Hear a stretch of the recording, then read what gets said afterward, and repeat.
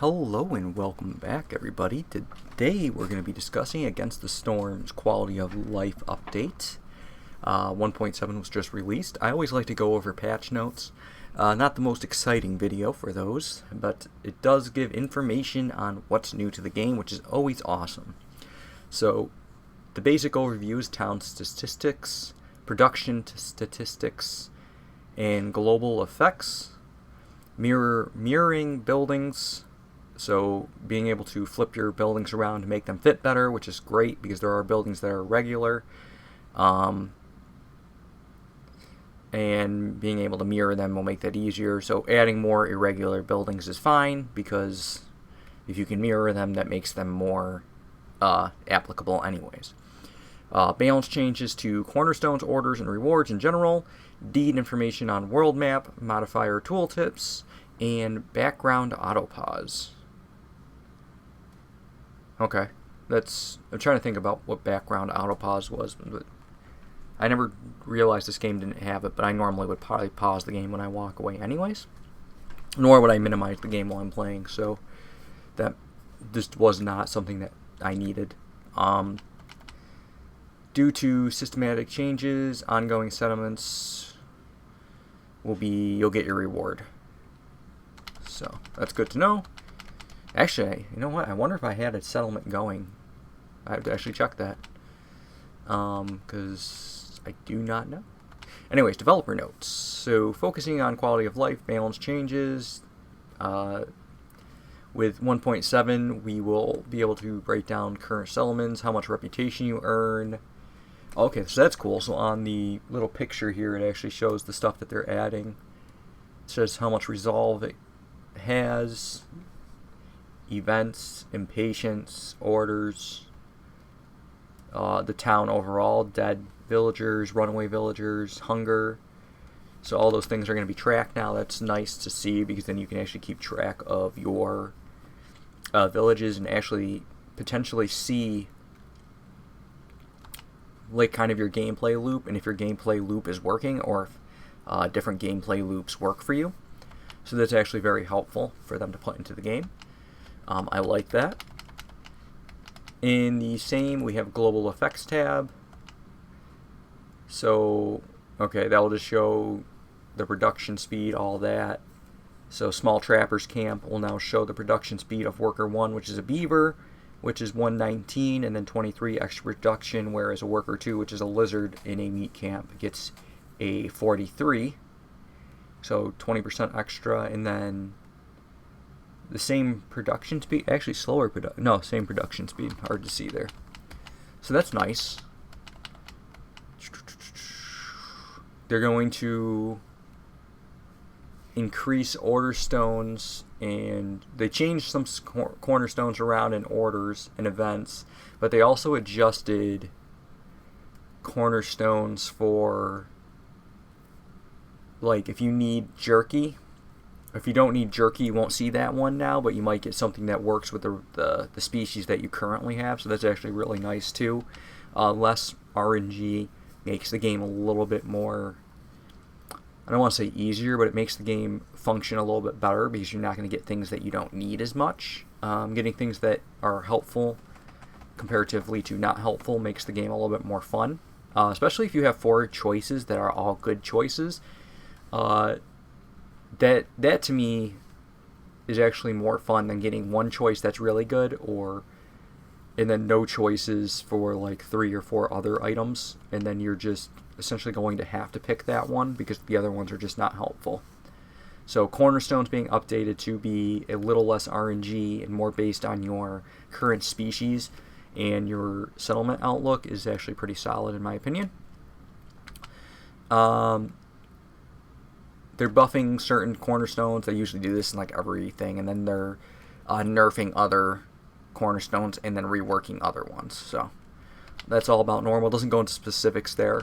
Okay, so this is something that I like. So Zadiana Stormfeather, she's a later game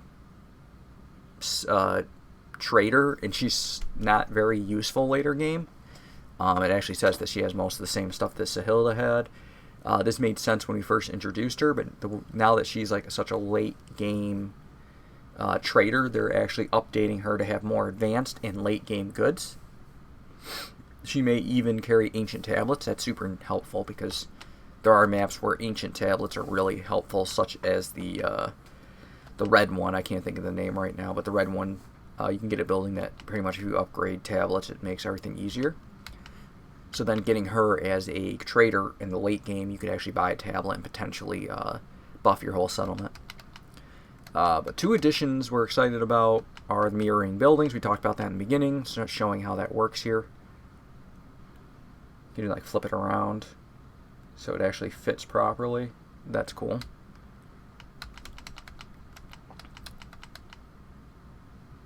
Okay, and then they're just talking about stability, you know, fixing the bugs and all that. So let's look at the change log. The change log is like a little bit more cut and dry on what we're, instead of reading through the whole thing, that's kind of why I was skipping through, just touching the basic stuff. But new content and features, added town statistics tab. So we talked about that a little bit earlier. Highest impatience will be shown, goods sold, trees cut, reputation, nodes depleted, veins depleted, ponds depleted. So it just shows like all the stuff you're using, all the things that have been collected via that settlement building. The stats screen mentioned above is now also present in the game results screen. That's cool, so you can look at your actual results at the end and be like, this worked for me or this didn't. I think that's pretty awesome.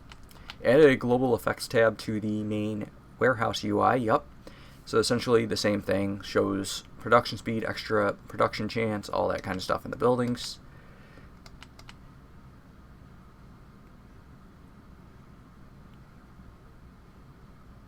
Sorry, I was just reading something, but it's not really important to read to you guys. You can kind of read it as you go. Added a new Ashen Thicket menu for the Keeper of Stone DLC. The Ashen Thicket menu skin. I'll have to log on to the game and see what that is. Added a new legendary cornerstone. Gain 2 insects for every 1 piece of bait used in fishing. That's pretty cool. I like that. So here are the rebalance cornerstones. Increases the double yield chance from 75 to 100 for biscuits. That's pretty solid. Biscuit diet. I'm trying to think of if there's anything else to go with that.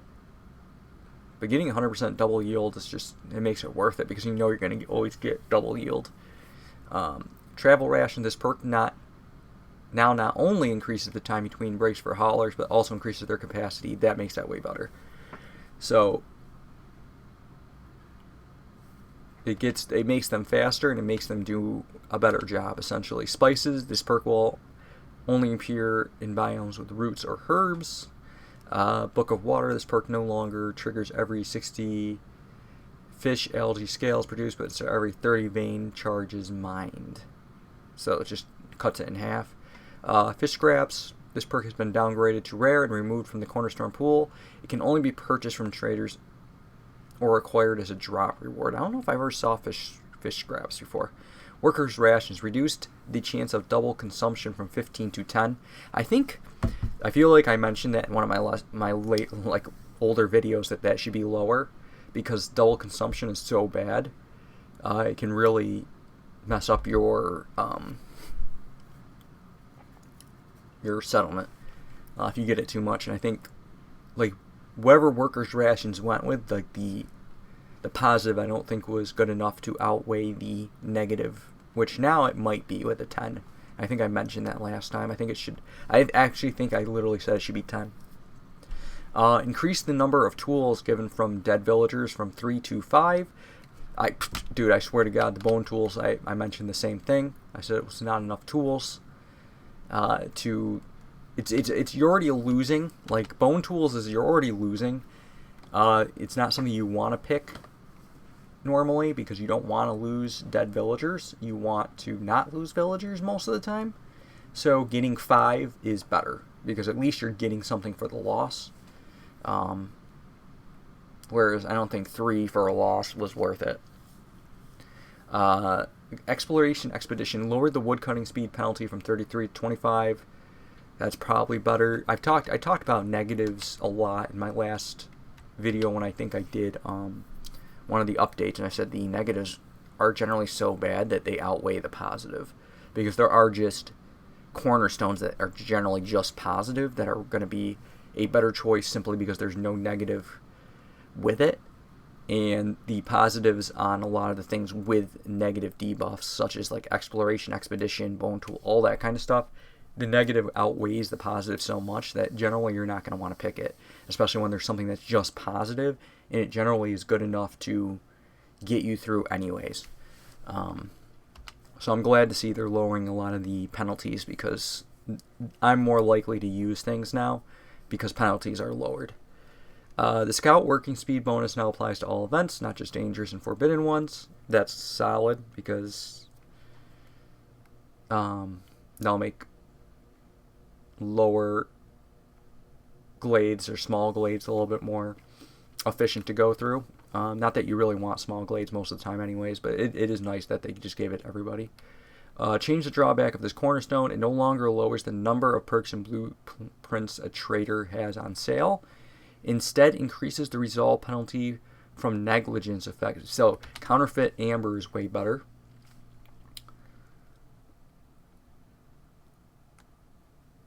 Yeah, I'd actually probably use the counterfeit amber now, because I have control over the negligence most of the time. So I feel like counterfeit amber is just way better. Queen's Gift, this perk has been redesigned. It now spawns a small abandoned cache for every finished order. Yeah, that's pretty good. Queen's Gift. I could see me using that. This perk has been resigned, the mark to the sealed ones. At the start of each storm, if you have at least 500 points of expected corruption per minute, gain a permanent 33% bonus to the burning of time of resource. You see, again, that's like a negative to gain a thing that you're, I don't know. That to me is not something I'd pick normally. Anyways, let's look at Reckless Plunder, because I'm already done reading that one. I'd have to be in game to actually really see me in a situation where I'd want to use that. Reckless Plunder removed the drawback of this perk. Newly discovered large resource nodes have fewer charges. Reckless Plunder.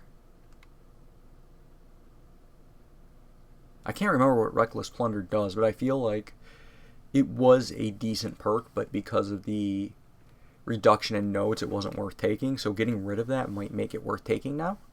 Again, I'd have to look at it in game to see, but that sounds familiar and it sounds like it's going to be usable now. This perk has been downgraded to rare and has a lower price when sold by traders. Okay. Local taxes. This perk will no longer appear if there are no species with a leisure. Well, that's good, because I'm pretty sure I got that when I had no leisure species before. Rebalance multiple orders. Egg collection. This order will only appear if eggs are present in the biome. Okay. Forager's Camp. Remove the insect lore perk from rewards. Okay. Herbalist. Remove the sharp sickles reward.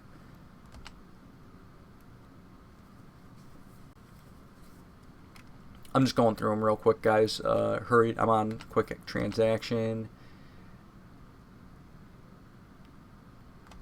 Okay. None of these are, they just essentially removed certain things and then added other things in place. So I'm not going to read any of these.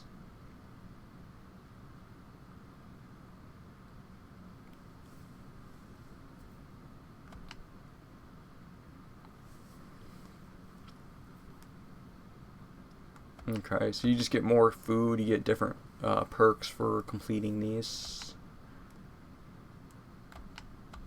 Nothing insane here. They really just up the reward amounts that you're given, which is nice because that makes things slightly easier.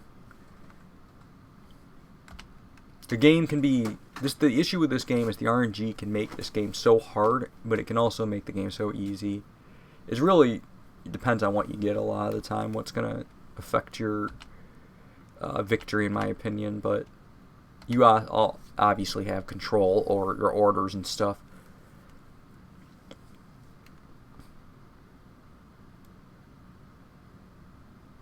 Okay, so they balance Glade events too. So Glade events will no longer reward special bonuses that you don't have. So that's going to be changed.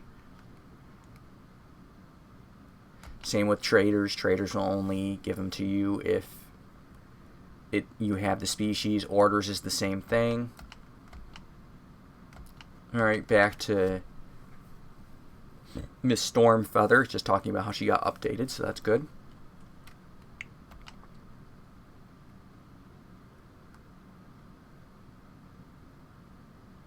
Interesting. Okay. Certain cornerstones won't be generated at the Forsaken Town game events.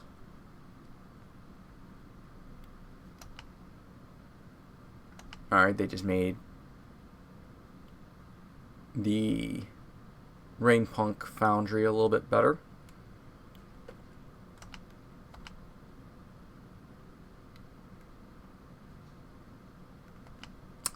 Nothing crazy here.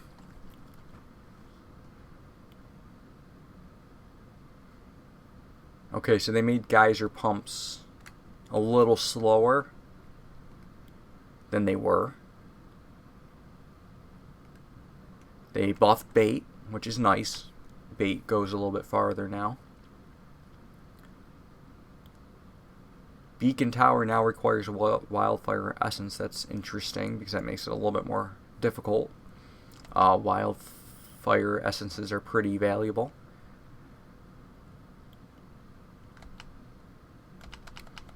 Nothing crazy here. These are all just UI stuff. I'll, scroll down so you guys can pause or see what you want to see if you don't want to go and look for the patch notes yourself. But nothing crazy. These are your bug fixes. I don't really run into too many bugs. I've not had too many bug problems personally.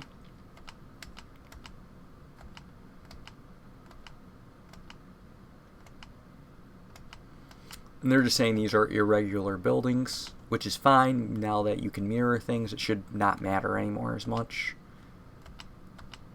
Being able to mirror is pretty good for this game. It also allows you to customize your town and make it look prettier too, which is nice. And that's it. So, not much to say here. They're just repeating that if you had a opened settlement that you get compensation for it. Alright, anyways, I hope you guys enjoy the video, and I will see you in the next one. Enjoy the new patch. I am probably going to jump in and play a couple games now. Later, guys.